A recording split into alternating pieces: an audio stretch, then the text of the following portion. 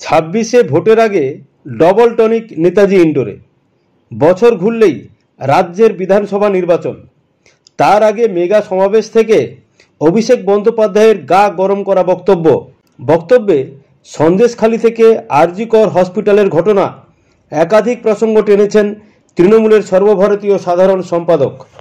মানুষকে নাকি বারবার ভুল বোঝানোর চেষ্টা করা হচ্ছে, বাজারে ছড়িয়ে দেওয়া হচ্ছে অভিষেক বিজেপিতে যাচ্ছে, নতুন দল করছে।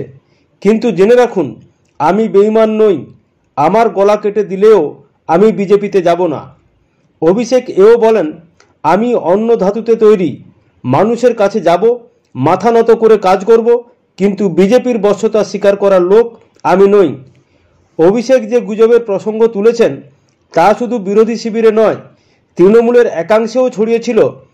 এমনকি এই ধারণাও তৈরির চেষ্টা হচ্ছিল যে এ কারণে দিদি ও অভিষেকের মধ্যে সম্পর্কে একটা আড়ষ্টতা তৈরি হয়েছে এবং সেখান থেকে অবিশ্বাস তৈরি হয়েছে।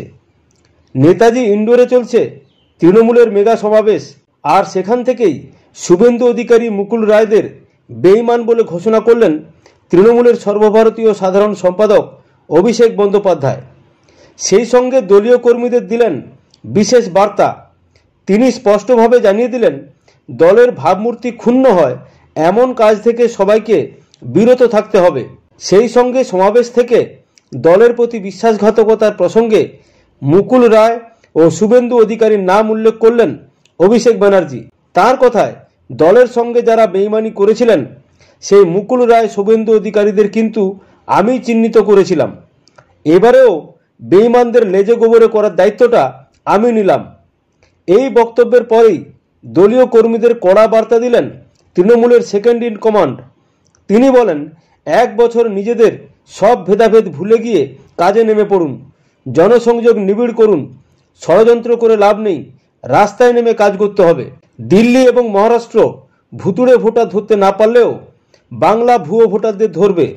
26-এ বিজেপির জামানত জব্দ করার জন্য খেলা জোরদার করতে হবে। এদিনের সভা থেকে 26-এর টার্গেট বেঁধে দিলেন মমতা বন্দ্যোপাধ্যায়। 1/3 আসন নিয়ে রাজ্যে ফের তৃণমূল ক্ষমতায় ফিরবে বলে জোর দিয়ে বলেন তিনি। তৃণমূল সুপ্রিমো বলেন, বিজেপির জামানত জব্দ হবে। আগেই বক্তব্য রাখতে গিয়ে অভিষেক বন্দ্যোপাধ্যায় দলের নেতাকর্মীদের কাছে 215 টার্গেট বেঁধে দিয়েছিলেন। সেই সুরে মমতা বলেন, আমি সংখ্যা বলছি না, তবে অন্যরা যা বলল সেই পথেই চলতে হবে। 1/3 আসন নিয়ে ক্ষমতায় ফিরতে হবে আমাদের। খবরের সঙ্গে থাকবেন, ভালো থাকবেন। ভালো লাগলে চ্যানেলটিকে লাইক, সাবস্ক্রাইব, কমেন্ট করবেন। ধন্যবাদ, নমস্কার।